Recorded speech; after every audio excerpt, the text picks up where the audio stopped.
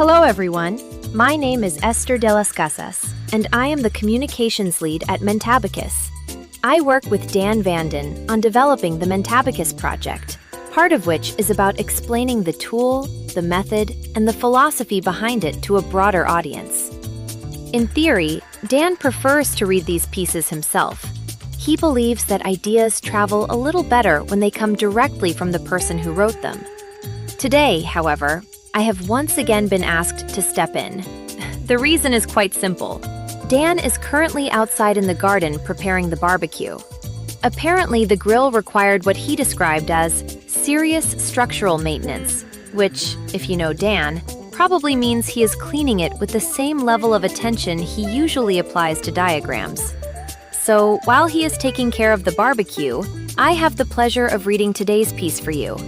Let's begin.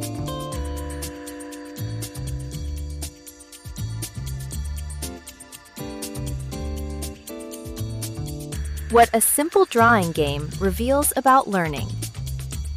In the previous articles, we looked at 3 simple observations about learning.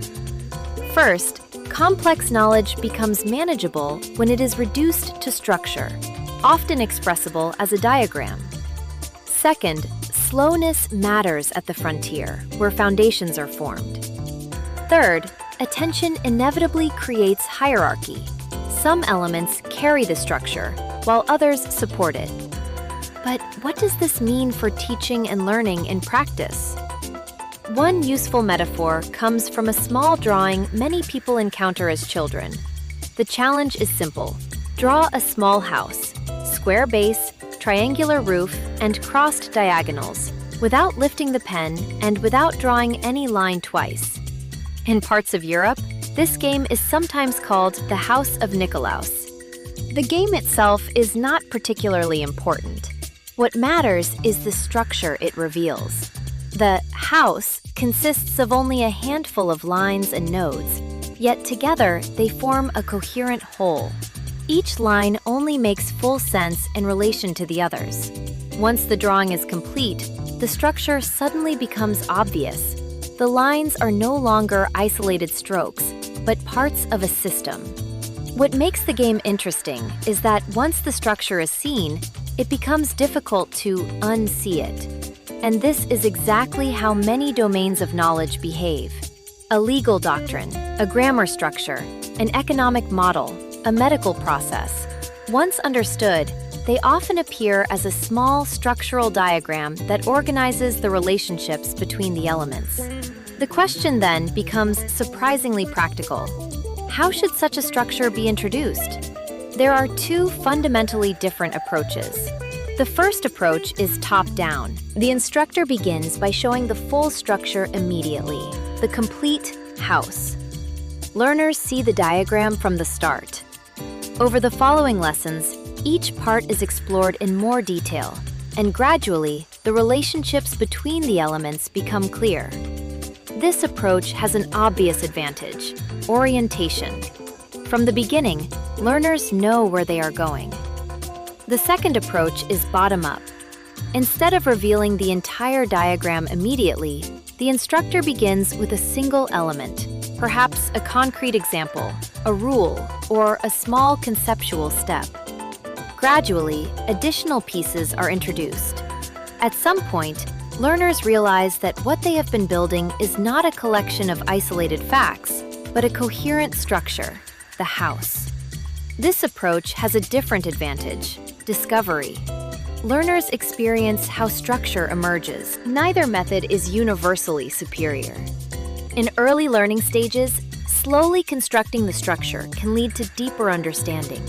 In later stages, when the foundation already exists, starting with the full diagram may be far more efficient. Good teaching, therefore, does not permanently choose one method. It moves along a continuum between these 2 modes, depending on context, learners, and the nature of the topic. This tension between early orientation and gradual construction is not new. In my earlier book, Red Rubber Duck: Learning and Study Skill Guide, I argued for what I called big picture first.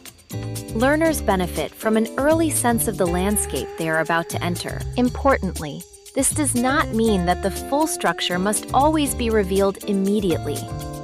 Sometimes a small preview, a guiding question, or a first visible fragment of the structure is enough to create orientation. The essential point is not the exact timing of the diagram, but the presence of a recognizable structure toward which the learning process moves.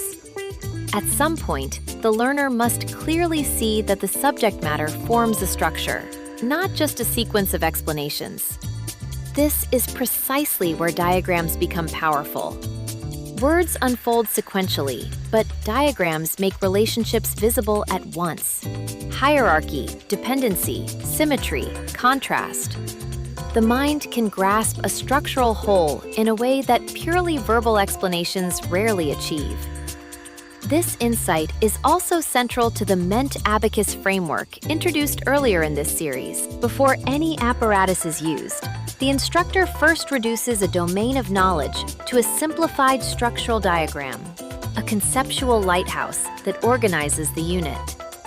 Teaching then proceeds toward this structure, either revealing it gradually or using it as a guiding map. Only when the structure represents truly load-bearing knowledge does the question of deeper anchoring arise. In this sense, going to the length of using the physical apparatus is not the starting point of the method. It is the final step of a much earlier intellectual process, identifying which structures are worth owning. The apparatus is therefore used selectively, and only for the most important structures at the learner's current frontier, the concepts that repeatedly organize understanding across situations. In an environment where AI systems can instantly generate explanations, summaries, and variations of almost any topic, the scarce resource may no longer be information itself.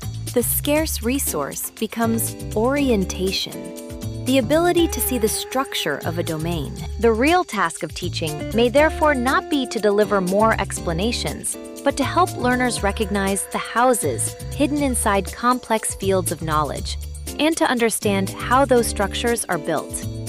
Once that happens, the lines are no longer just lines.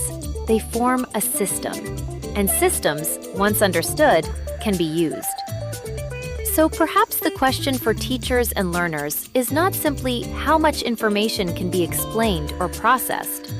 The deeper question may be whether the underlying structure of a domain has become visible at all.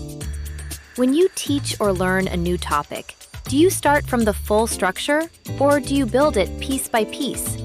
And at what moment does the underlying house finally become visible? That was today's piece. By now, the barbecue situation in the garden is reportedly under control. Dan often says he loves barbecues for a very simple reason. No matter whether you are vegetarian, vegan, or a devoted meat lover, there is always space for everyone, both on the grill and at the table. Apparently, that is his favorite kind of structure. Thank you for listening, and see you next time. Every story needs structure. Every mind needs a map. Ment abacus. Square, not hip. Visit us at mentabacus.com.